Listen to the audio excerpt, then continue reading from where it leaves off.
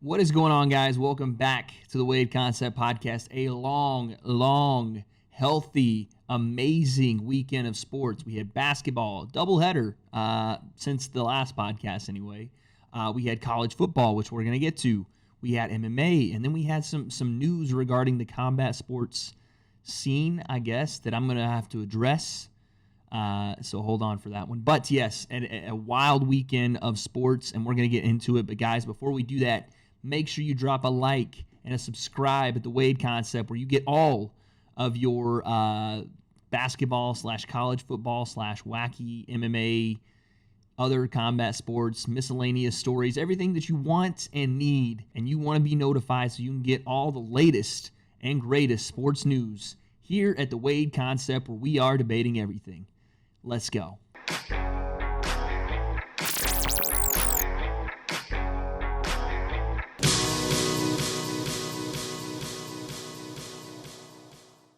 Okay, so this is October 4th, 2020, and we are right here after Game 3 of the NBA Finals. Literally, the game just ended, and I didn't get to talk to you guys about Game 2 or 3, so we're going to do like a little combo here. We're going to focus mostly on Game 3, but I'll obviously give you guys my thoughts on Game 2 as well. So let's first start talking about Game 2.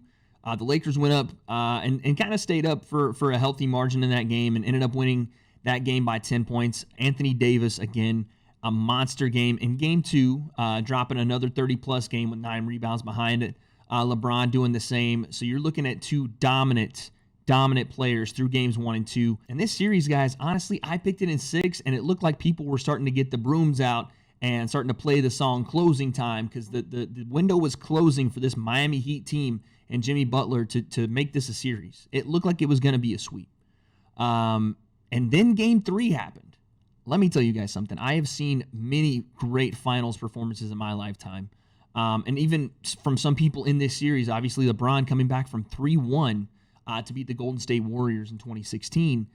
I've seen some LeBron as well going for 40 and a triple-double in the finals. But folks, when I say that this was an absolute masterful, gut-wrenching, tough, gritty, and one of those performances that you look back on, regardless of who wins this series, and you look at one player, and I'm talking about Jimmy Butler.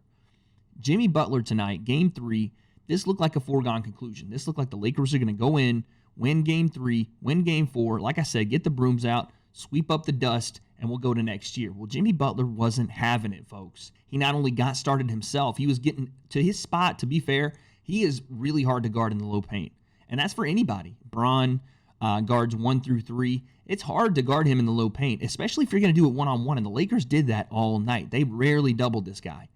And so he gets to the low post. He's doing his thing, up and unders, fadeaways, and then he starts to get teammates involved. And when I talk about just scoring, yes, that's a hard thing to do to score, and Jimmy put in 40 points tonight, but he also added 13 assists, 11 rebounds. This man, I said it before the series started, and I said it after Game 1, if the Heat are going to have a chance in this series, and especially now that Dragic and Bam Adebayo are down, he's going to have to put on the Superman cape and tie it as tight as he can, because AD and LeBron are going to be tugging at that thing the entire time.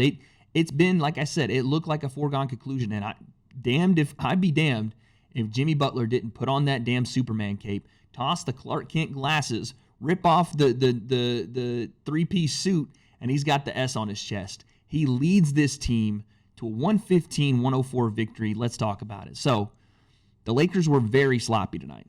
Very, very sloppy tonight. It was a rough shooting night for the Lakers. They didn't make as many free throws as they had the games before. The rebound margin was closer, but the real story of this game was the turnovers and the points in the paint for the Heat. The Lakers had 19 turnovers. You can't have it. LeBron, while he did end up with 25, 10, and 8, I think he had something like 7 turnovers. They looked sloppy all night. AD could not get going. He got in foul trouble early, then stayed in foul trouble as they got into the second half. He couldn't get going, and they didn't get the rebound production they wanted out of Dwight Howard early. And this smelled like a defeat very early on. They fell down, I think, 13 in the first quarter. Then they fell down 14 in the third quarter. And they just kept trying to fight their way back. And to the Lakers' credit, they fought their way back. Markieff Morris with 19. Kuzma with 19. Kuzma making an appearance in the series. Finally, We get a Kuzma appearance. Every time this guy touches the ball, this is no disrespect to Kyle Kuzma. Every time he touches the ball, if you're a Laker fan, you should be concerned. It's going to be a turnover, a missed shot, or some sort of offensive foul. He finds ways to make plays worse. Not every time, but damn near. I'm not a big fan of Kyle Kuzma and the way he plays in this offense. To his credit, he gives great effort on the defensive side. And tonight he played really good in spurts against Jimmy Butler when he could, and then trying to run off shooters like Jay Crowder. But, man, he played great tonight. You got to give him his credit. But throughout this series, he's been a virtual no-show. So it's good that they finally get some production out of Kyle Kuzma.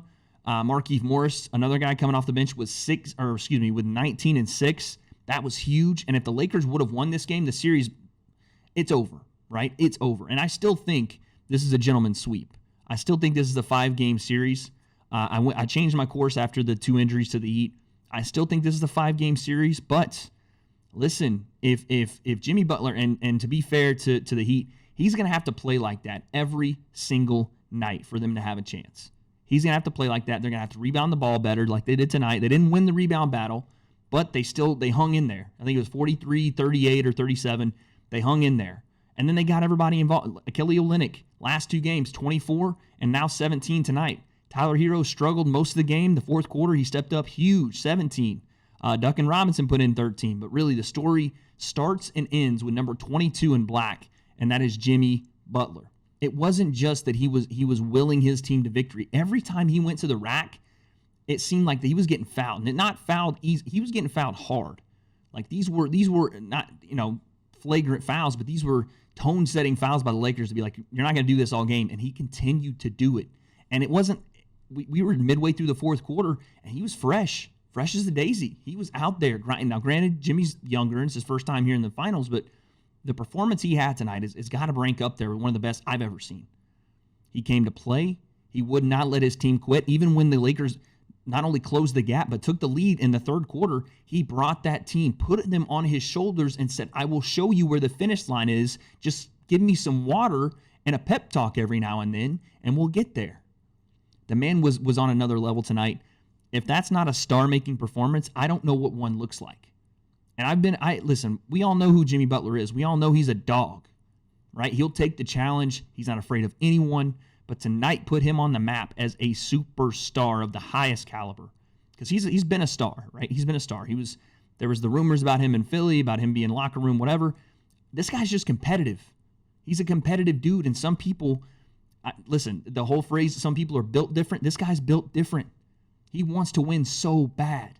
And he wants to win so bad that he sometimes rubs people the wrong way, I'm sure. But who didn't if you want to win that bad? Who's not such an uber competitive that some people get turned off by that? You know why? Because they're not on that level. And Jimmy definitely is. I was thoroughly impressed by his performance tonight, man. Like I said, going forward in the series, the Lakers do, listen, they turn the ball over a lot. They do. And I'm not saying this is indicative of what's going to happen going forward, because I don't think LeBron's going to have another game where he goes 7, 8 turnovers like that again. AD going for 15 tonight. I don't think that happens again. Like I said, they got great production out of the bench. Rondo with 5 assists, 8 rebounds. They got some, decent production out of the bench, but I don't see LeBron and AD having off nights on the same night again like that for 3 more games and losing this series. I don't see that. And Jimmy played 45 minutes tonight. Let's not discount the fact that he played basically every minute in the game. He only rested 3 minutes in the game. So this was a star-making performance. I don't know if he can keep it up at that level, but regardless, what he did tonight sets him in stone as just a flat-out superstar. Moving forward, I do think LeBron and AD get it together game 4. I think they take game 4 and 5 and this thing ends, but we'll see. We will see. If Jimmy and the Heat can come out in game 4 hot, we could have a different series on our hands, but I'm still sticking with my prediction.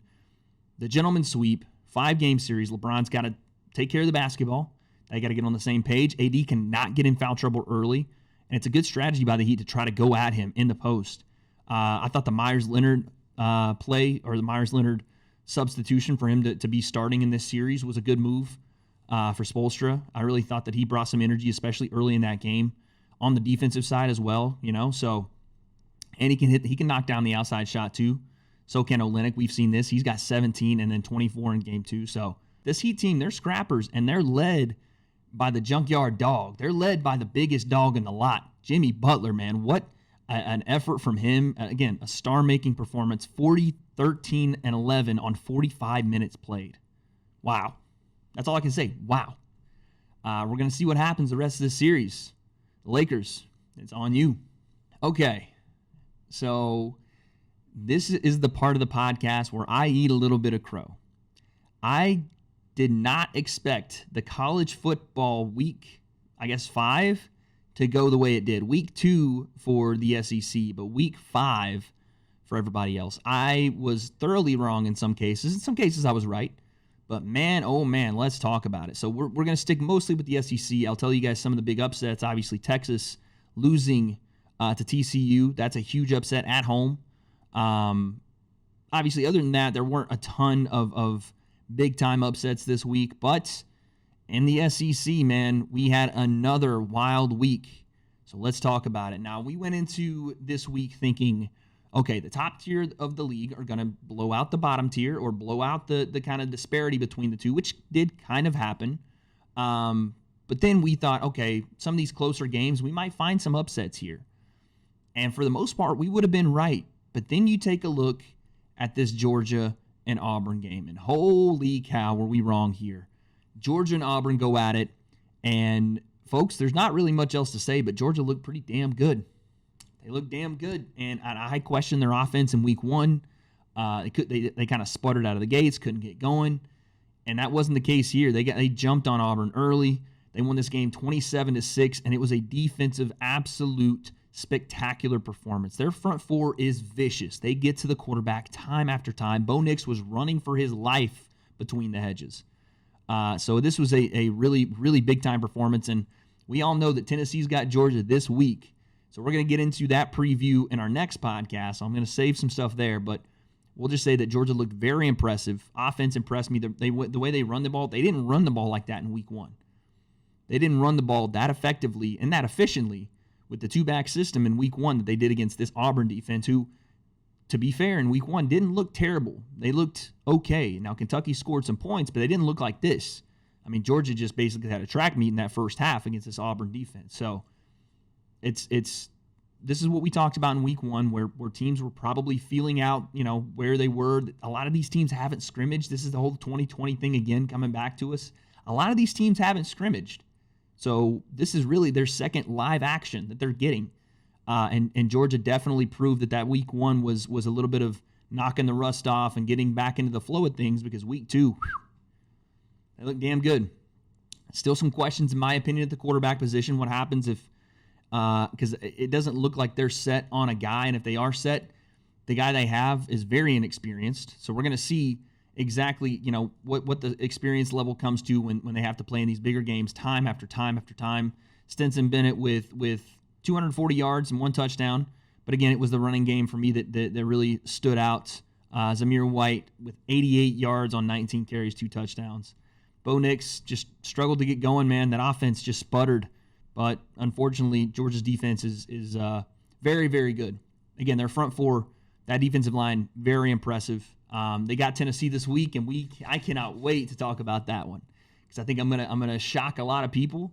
I mean, I'm probably not gonna shock a lot of people with what I talk about, but let's save it for the next podcast. Congratulations to Georgia, big time win there. LSU stomping on Vanderbilt. I think everybody thought that was gonna happen. Clemson, obviously number 1 Clemson, big win against Virginia. Alabama, Texas A&M started pretty fairly close. But then Alabama did what Alabama does and ran away with that game. Defense stepped up in the second half. UNC and Boston College, very close win for UNC here. Again, on the road at Boston College. But listen, again, this is early in the year. We're going to see this the majority of the year. Another massive, massive, shocking result. This is the wild East, I guess, the SEC. You had Mississippi State losing to Arkansas. Who saw this coming, guys? Who in the world saw this coming? Now, listen, I can tell you it wasn't me, because I looked at this game and I thought, okay, surely Mississippi State is going to take care of business after the trouncing they put on that LSU defense. But again, we have to look at this as one of those things. In 2020, these teams are still finding themselves. And KJ Costello had a masterful performance, masterful against LSU. Could not match it here against Arkansas. They lose 21-14. Costello, again, never could get going, throwing just interceptions that you really didn't expect after his performance in week one. He threw a screen pass directly to one of the Razorbacks. You can't shoot yourself in the foot in the SEC. I don't care who it is. Arkansas gets their first SEC win since 2017. That's huge for that program. So yeah, we're going to find out as the season goes on, as we always do, who's for real and who is, playing dress up, who's really got what it takes to make it to that top 2, top 3 in their respective divisions, and who is really good at the start of the year and just kind of falls off the cliff. And hopefully that's not, listen, I'm a big Mike Leach guy, and I think we were all on the Mike Leach train, and it's not as easy as just coming in, stepping in after 1 week and taking over the SEC. Guys adjust, teams adjust, and they find ways to, off that one performance, it's a copycat world. Not even a copycat league, it's a copycat world, guys. You find something that's successful, you copy it. So I'm sure there's some film watched back on Mike Leach's time in the Pac-12, and Arkansas did well. Defensively did really well. Did a good job of not making crucial mistakes. Sometimes that's all it takes, guys. When you're a team like Arkansas and you're undermanned, to be quite honest, you're not as talented as the team across from you there. And that's going to be them in a lot of cases this year. If you can minimize mistakes and like I said, maybe catch a break or two, that's all it takes in the SEC. Throw the records out the window, because every week it's tough. Everybody's talented. But if you're on the lesser side of that and you're rebuilding a program, you start with eliminating mistakes. Do the things that are easy to do, right? Do the things right that are simple, the fundamentals. You eliminate those little things, and you give yourself a chance, right? You at least give yourself that. That's what Arkansas did, and they came out with a W, man. Congratulations to Arkansas. First win in the SEC since 2017. Listen, as a Tennessee fan, we've been there, so I fully understand the heartache and just the absolute disappointment year after year. So listen, congrats to them. Florida gets a big win over South Carolina. That game was not as close as that score represents. It was early, 17-14 game for the longest part there. My man Colin Hill with his 3 ACLs, he was doing the dang thing early on, man. He was completing passes. He was slinging the rock all over the place. Again, Shi Smith, another huge week for him. That kid is for real. He is a player. He will be a player for South Carolina this year. And Florida, man, on offense, what can he say? Kyle Trask is dialed in. This guy's scary. This offense is scary, and they can throw it around. They can spread it to everybody. They got talent everywhere. And the backfield is, I think, where they're still trying to find their legs, literally. They're trying to find that running game. But, man, when Trask is throwing it around to this Tony kid and Kyle Pitts, another 2 touchdowns for that guy. He's got 6 touchdowns through 2 weeks. That guy is going to be playing on Sundays, no doubt about it. They can spread it around, and they got a lot of guys that can make plays. Very dangerous. Very, very dangerous. I think some people, most people, would even consider them the top team in the East right now, even though, there's somebody with a certain Wade Concept podcast that would argue a little bit with that. But that might be my bias showing. If I'm being unbiased, they played a great game, and they've had a great couple of weeks. This has been the most consistent offense, I would say, this season in college football so far, is this Florida offense. Maybe the Alabama offense as well. But defensively, they still showed some spots where they can work on. I mean, South Carolina, again, threw the ball up and down the field in the first half, ended up rushing for over 100 as well. So there's still some spots in that Florida defense that I think teams can expose, and teams will expose if they can't shore up. And again, rosters are a little limited here in 2020. There are things that you kind of have to play around, like guys sitting out. Obviously, COVID stuff. There's every week it seems like there's a game either postponed or canceled because of COVID. By the way, I don't know how I missed this. I should have led with it. Oklahoma got beat again, so there's that. They got a lot to work on at Oklahoma. They got a lot to work on this year.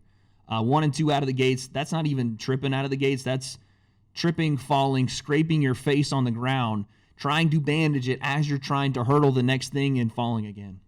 It's rough for Oklahoma, man, but it's going to be a long season.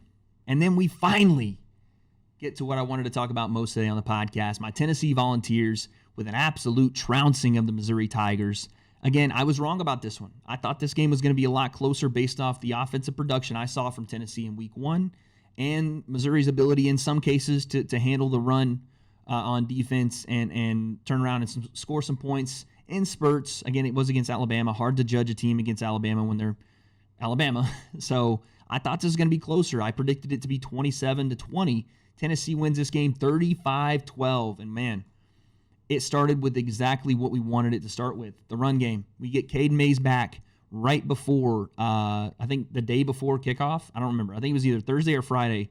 We got Cade Mays back. Cade Mays been in a battle with the NCAA over eligibility, a transfer from Georgia. His brother already plays here, probably a number 1 or top draft pick for some teams in the NFL come time for him to move on.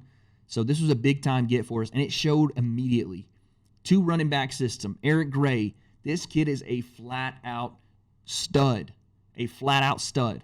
He goes for 16, 105, and a touchdown. Ty Chandler, hard runner, good.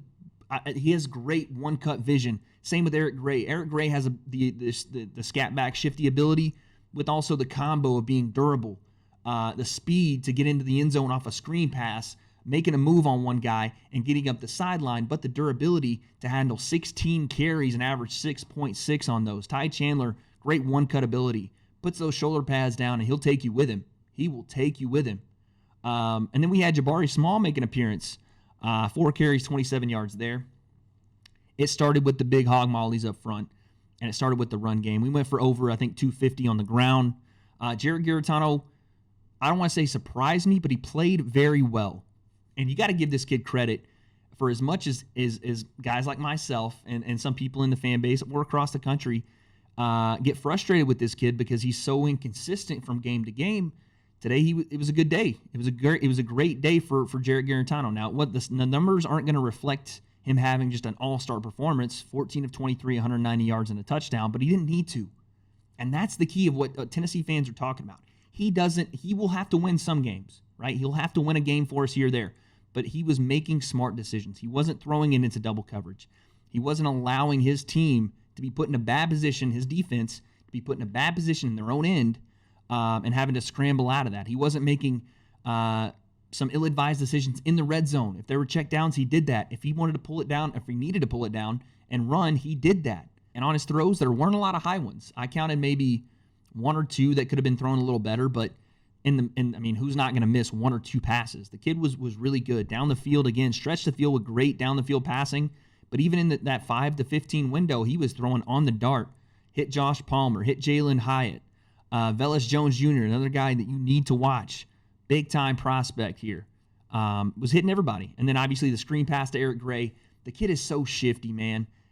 His ability to make guys miss in the open field, take a hit and keep moving, he's got it all. This kid's got it all. He's a sophomore here. He is going to be a household name, I'm telling you guys, by the time he's a senior, or if he decides he's going to go to the league before that, because he has got Sunday talent. There's no doubt about it. I'm telling you, his coming out party it could be this week against Georgia. It could be, because he just went for, I don't know how many total yards and 2 touchdowns, but 16, 105 on the ground, catching the ball out of the backfield, doing his thing. If Tennessee's going to have it, again, we're not going to talk too much about it, but if Tennessee's going to have a shot at breaking down that Georgia defense, especially early, number 3 in orange has to be involved. And then just to wrap things up, man, Tennessee's defense played really well. Stifled the run once again. I thought they really did well. And Jeremy Pruitt showed the cojones of a head coach that's not playing in fear. And that's what he said. We're not coaching in fear. We're not playing in fear. We're here to win games and elevate this program to the next level. He went for it on 4th down 4 times, once in his own territory on the first drive of the game. And then again on that same drive. The coach was out there looking to win games, trusted his guys. You're starting to see this build of a relationship between coach and player, which the players love this guy. But he is coaching the way he wants. He's not coaching to keep a job. He's coaching to win games. And that is the Tennessee coach I want. That's the guy I want leading the players through the tee, slapping that, I'll give my all for Tennessee today. That's who I want. And that's who he is, man. He's really, it's so crazy to me, the people that were calling for his head 2 years ago or a year ago when we started off. Obviously, the Georgia State loss is tough. you got to see that this guy is a football guy. This is the guy. This is the guy. He's doing great in recruiting. He's developing players, the trust, just the grit, the attitude, the want to, the fire. That's what we want. I don't want somebody that's a media personality. I don't want somebody with cool catchphrases and great one-liners to give the media, that coach is witty and funny. I don't give a shit. I want a coach that's in the trenches, on the practice field with the old linemen, down and dirty with them. I want a guy that's in the film room like he was when he was at Hoover, Alabama, sleeping in the film room on the couch because he just loves football that much and he wants to dedicate everything to that job. That's who I want, and that's who Jeremy Pruitt is, man. A great performance. Like I said, the Vols are coming up on Georgia this week, and we will have way more to discuss on that. But today we'll enjoy this victory, the first time Tennessee starting off 2-0 in the last 3 years. Go Big Orange. I cannot wait. Bring on the Bulldogs. Bring them. All right, so let's talk MMA. Let's talk some fighting, guys. So this week, not the most name-worthy card, but UFC, obviously, you guys know by now if you're big fight fans, we are on Fight Island. This is our fourth trip, I think, to Fight Island. And this is the card right between some really big cards. You had Israel Adesanya last week, Izzy and Costa, and then you have Khabib Nurmagomedov and Justin Gaethje in a couple of weeks. So these are one of the fight nights they put on before the UFC 254 card. But we're talking about the headline fights and what it means for the women's 135 division in the UFC. And we're talking Holly Holm and Irina Dahlia. We're also going to talk Germaine de Randamie and Juliana Pena as well, because that fight, to be quite honest, I think I know how they're going to book this and the way they should book it. So we'll start with Germaine de Randamie and Juliana Pena. De Randamie, a high-level kickboxer, maybe one of the best kickboxers I've ever seen outside of someone else we're about to talk about. And at 135 pounds, if your name's not Amanda Nunes, she doesn't really lose to you. But this fight was something special. She takes on Juliana Pena, and Juliana's trying to get de Randamie to the ground. Gets her to the ground a couple of times in the first couple of rounds. But you're seeing, again, someone that not known for any kind of ground game, not known for any kind of submission game, a Dutch kickboxer with, over 100 fights and just a wealth of experience on the feet, but for the most part known to not have the greatest ground game, jiu-jitsu, wrestling. But, and again, I don't know who could have predicted this, because I didn't, and I'm sure you guys that are fight fans didn't.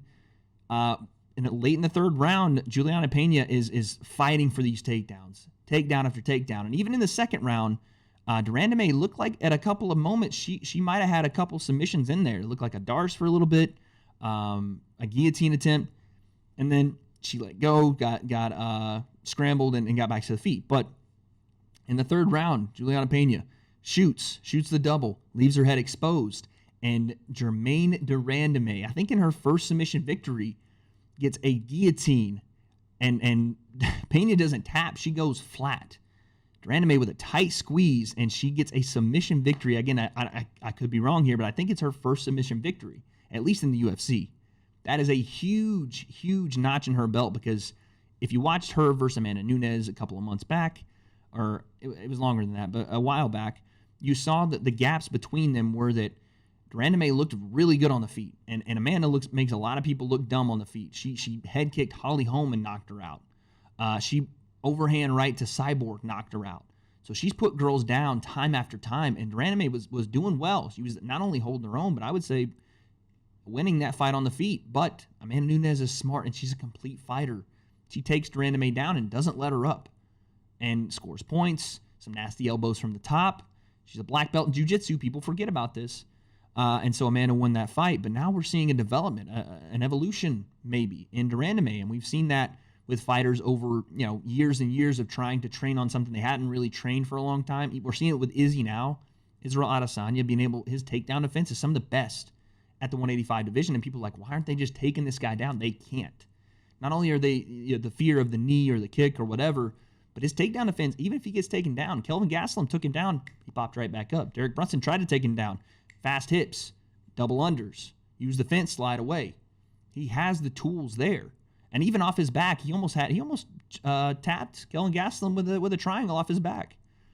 And so we're seeing that some fighters, as they go along, natural athletes, really good athletes, are learning at least the basis of grappling. And de Randamie looked like she showed that. That's a big notch in her belt. And where she goes from here, well, we're going to talk about it, because you could say, yes, Amanda Nunes looking to possibly, defend the 135 title soon. We're going to see, but who would she defend it against? She's already beat Holly Holm, head kicked her into oblivion. She's already beat Germaine de Randamie. Either of those fights, they work, but does anybody really want to see those? What I think people want to see is what we're going to talk about next. Holly Holm versus Irene Adalia. And wow. Can you dominate more than Holly Holm did in this fight? It looked like this fight was set up to be a passing of the torch possibly to Irene Adalia, younger women's bantamweight, someone that was coming up the ranks, and Holly Holm just snuffed all that out in a heartbeat. 187 total strikes landed from Holly Holm to not even half of that from Irene Adalia. 154 significant strikes landed, and Holly Holm lands 5 takedowns. After attempting 14, she dominated this fight from pillar to post, round 1 to round 5, and she showed not only strength in the clinch, which we've known Holly's strong. We've seen her push Cyborg into the cage. She is strong. Showed great takedowns, and then toward the end of that fight, she started to get stronger and coming forward more and more aggressive and landing big combinations toward the end of that fight. Holly Holm wanted this, and by God, she got it. 45, 50-45, 50-45, and 50-44 for Holly Holm. A dominant unanimous decision. And that brings us to the point that I wanted to make. Holly Holm's already fought Amanda Nunes. Germaine de Randamie has already fought Amanda Nunes. Both these ladies have lost, and both these ladies have fought each other before. But this was a very, very good and controversial fight. If you guys remember back, Holly Holm, Germaine de Randamie for the inaugural 145-pound title. I'm pretty sure that was the first fight. Germaine de Randamie wins this fight, but if you go back and you recall this fight, there were some controversial twice after the bell shots on Holly Holm. And one of those shots that de Randamie landed on Holly Holm after the bell rocked her and set her down. If you're telling me that someone gets hit after the bell, you have, 30 seconds, I don't know what it is, 30, 45 seconds on your stool to rest and recuperate and then get back out there, you're not okay. You're not anywhere near the headspace you were before that. And a lot of people, myself included, thought Holly Holm should have won that fight based off of what should have been, in my opinion, at least 1, but maybe 2 points taken away from Germaine de Randamie. But even without those 2, Holly was doing work on the feet. She was, again, my opinion, outpointing de Randamie, was winning the fight, putting more pressure on. She was having more success in what these 2 ladies are great at, the kickboxing, the stand-up. And de Randamie, obviously, toward the later parts of the round, Holly was not the same after the big KO shot between the rounds that she landed. So I would love to see this fight run back. And I'm not calling, by the way, Germaine de Randamie a dirty fighter in the least. It happens sometimes. And she's shown since then that she is not that. So accidental or not, it's not really up for debate that it should have been at least 1 point taken, but I'm not calling her a dirty fighter. It just happened. It is what it is. But I would love to see this rematch because it was a competitive fight. It was a very competitive fight. And if this is for maybe a number 1 contendership, because listen, Amanda has cleaned out this division. She has taken the Windex, she's taken the Lysol, she's taken the bleach, and cleaned it all out. And said, who's next? Anyone. There's no one there. So if you're going to make a rematch with Amanda and somebody, have these 2 ladies fight it out, figure out who is that true number 1 contender, and maybe Holly has a dominant performance again, and we start to believe, hey, listen, maybe Holly's changed a couple of things up. Maybe she's ready for the rematch with Amanda Nunes. Maybe she won't get caught with a shin to the forehead this time. Maybe. Or you look at Germaine de Randamie, and maybe she has a dominant. Maybe she subs Holly Holm, and you're saying, wait a second. Has she learned this amount in this short a time? We've seen it happen. Israel Adesanya has learned this amount in that short of a time period to be able to defend himself against, high-level grapplers. If de Randamie truly has evolved and stepped her game up that quickly, and she were to do that to Holly Holm, that would increase some intrigue for a rematch with Amanda Nunes. Now, do I know if Amanda Nunes would win both those fights again? Probably, but you never know. This is MMA. You never know. Yes, Amanda Nunes is the GOAT, and she is taking out contender after contender at 2 weight classes. It's fucking insane to believe that she's doing what she's doing at the level she is, and she's not a bigger superstar. But if you have to create some intrigue for the 135-pound division, that's where that's exactly where you're going to have to find it. These 2 girls fighting it out to figure it out. Maybe we put an earpiece in Duranda May's ear and say, we're going to direct feed you the bell as soon as it rings so you don't just throw a haymaker and knock the girl out after the bell. We'll figure that part out. But I'd like to see the rematch. Let's see what they do. Okay, so this will be the last story of the day, guys. And I don't even want to talk about this. I don't even want to talk about it because it's so ridiculous. And if it actually happens, I don't know what I'll do. Let me explain myself instead of sputtering on like a bad car engine.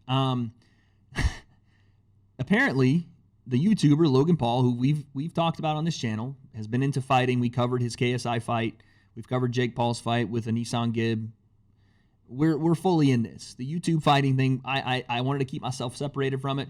Fuck it. We're all in on it, okay? We're all in. Apparently, there have been talks. I don't know how true this is, but I'm late to the party. I'm almost like a month late to the party on this. There have been talks between Logan Paul and Floyd Mayweather of an exhibition boxing match to be put on sometime in December, I guess. We haven't really heard anything since about, I'm just finding the story, but nothing's really been said about it since about mid-September. But things are being kept close to the vest. Logan on his podcast saying he's in training camp for a fight. Won't really say who the opponent is, probably because there's not one signed. If this happens, boxing is dead. Boxing is absolutely dead if this happens. You're talking about a guy in Logan Paul that has one professional fight, professional because he got licensed, I'm not sure how, in California, against arguably the greatest boxer to ever live. Yes, Floyd is old now. What is he, late 40s now? I don't know. He's old. We get it. But let's also throw another fuck you factor into this fight. I'm about 205 pounds, and that's about where Logan Paul weighs. Floyd Mayweather walks around at probably 155 pounds. What the hell are we talking about? What are we talking about? There's just a point where, and again, I was such a big fan of the Conor McGregor and Floyd Mayweather boxing match. I was such a big fan of finally MMA getting its one spotlight like moment. They got to be on the big stage, and Conor is the big stage. I don't care what anybody says. That man was the A side in the fight. Yes, he had to give a cut to the UFC. Yes, Floyd runs his own promotion, but Conor finally opened up the possibility of MMA fighters to break into that main stage, and he already kind of had done that, but on a big scale, on a global scale, the second biggest combat sports fight ever. But out of that has birthed the YouTube boxing scene, and when it was condensed to YouTube boxing, it's interesting because the talent levels usually are the same. There's a little bit of a dramatic factor that again, Conor McGregor brings, but not a lot of people do, Seeing 2 people that you don't really know a lot about, you don't know how their skills are, participating in a contest that is, let's be honest, it's tailored to them. It's a 6-round fight. They aren't in boxing shape. They try their best, and to be fair to Logan and Jake, and all the YouTubers, they've been training their asses off. They got millions of dollars to build those training facilities. They better do something with it, right? But we're getting into territory that you can't come back from if you're boxing. If this is allowed to be sanctioned, if someone finds a way to license these 2 to go into a boxing match, they're calling it an exhibition, so I don't know exactly how that works. Like, do you need to have some sort of licensing to put on an exhibition? I don't know. Either way, if this thing happens and they sell tickets for it and it's put on in a local, a public venue, a big venue, whatever, this is the death of boxing. You cannot allow this to happen. I don't care if Floyd's 70 years old. Logan Paul is not touching this guy. And even if he touches him, God forbid, what if Logan Paul throws a right hand and knocks out Floyd Mayweather? We're all fucked. I'm going to let you guys know now. It's over. Combat sports, everything, it's over. If Logan Paul runs the boxing world, we're done. I'm playing to the crowd a little bit because I don't think this is ever, in a million years, this could ever happen. And if we're putting predictions on it, what would happen if this got, booked and like I said, they found a venue and they got licensed? Floyd would box this fool into oblivion. Logan would gas in about 5.5, 6 rounds. Floyd would ask for 10 rounds, I'm sure. Even for an exhibition, he understands where his strengths lie, and it's Floyd fucking Mayweather. He's not going to put himself in a bad position. We've seen this. Floyd would box him up. But again, there's no way this can happen. There is absolutely no way this can happen.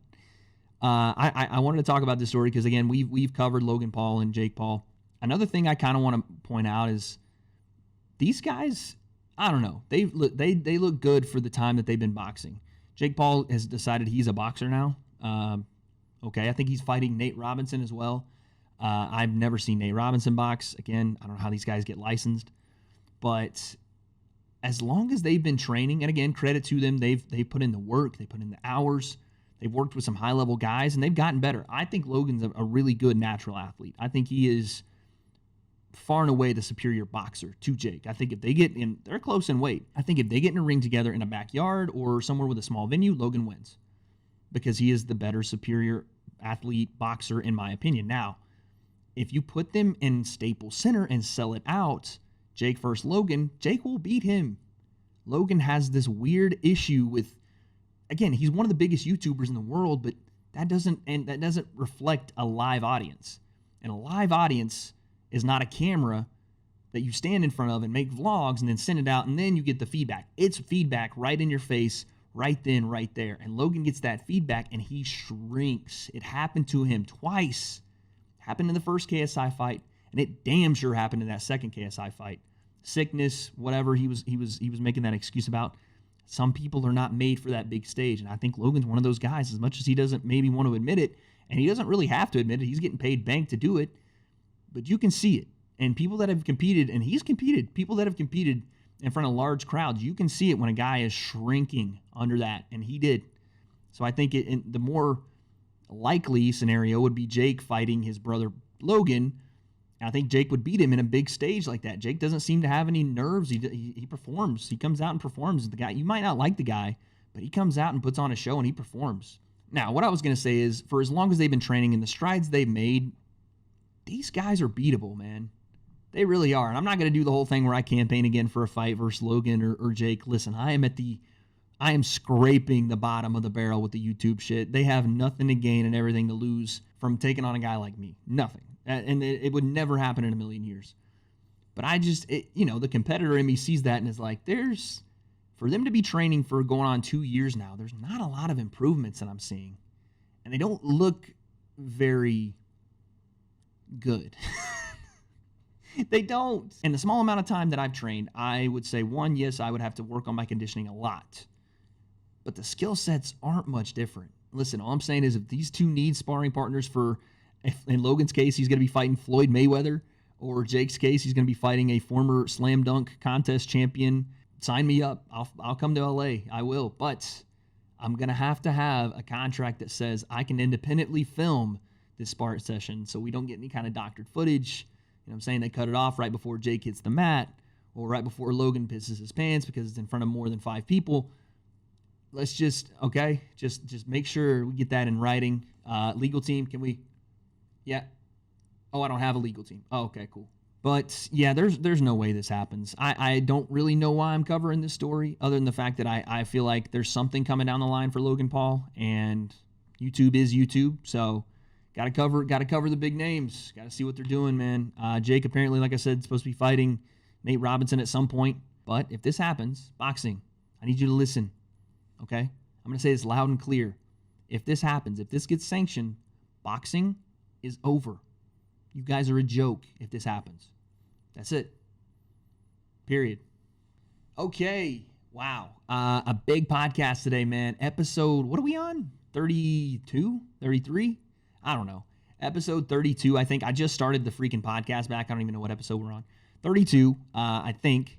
We talked NBA Finals Game 2 and 3. We're going to see. Are the Heat for real? Are they coming out? My man Tyler Hero hit the snarl face on LeBron. Usually not a good idea if you want to beat LeBron in the series. We saw Dame dance. We saw Russell beat the chest and say, this is my house. We saw Jamal Murray, you know what I'm saying some stuff about LeBron. They all ended up leaving in 5. You don't want that same thing to happen to you if you're my man Tyler Hero.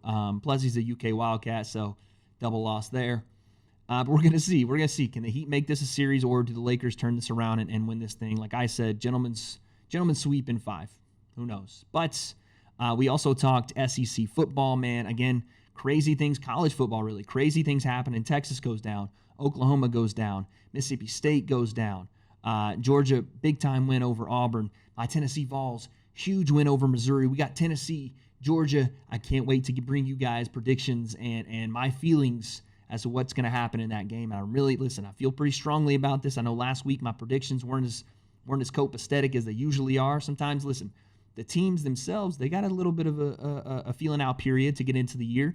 So does your boy, all right? Give me a couple games. Now I'm automatic. We're 2 weeks in. I'm automatic. I'm not missing. You guys will see. And lastly, we talked UFC Fight Night, Fight Island, Holly Holm, big W, Jermaine Durandame, big W. It's 2 peas in a pod. It's simple. Dana White, you want me to be your matchmaker? I got you. Durandame, Holly Holm, the rematch. Winner gets the GOAT, Amanda Nunes. Simple as that. And lastly, we talked about Logan Paul and Floyd Mayweather. I hope this doesn't happen. Please don't let this happen. But if it is going to happen, Logan, you need a sparring partner? Holler at your boy.